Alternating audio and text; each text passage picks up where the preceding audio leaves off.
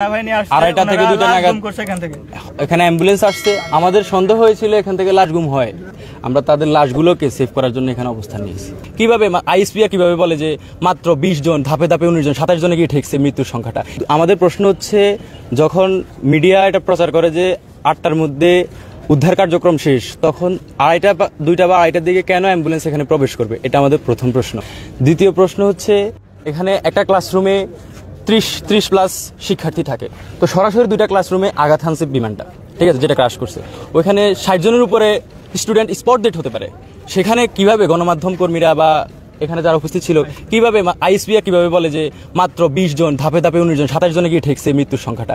এটা কি তাদের এই সত্যটা কি তারা কেন গোপন করছে? তারা এই মিথ্যা কথা বলার কারণ কি? স্যার, মৃত্যুর সংখ্যা মানে ওনাদের লাভ কি? এখানে ওনাদের ফায়দা কোথায়? আমাদের এটাই জানার দরকার।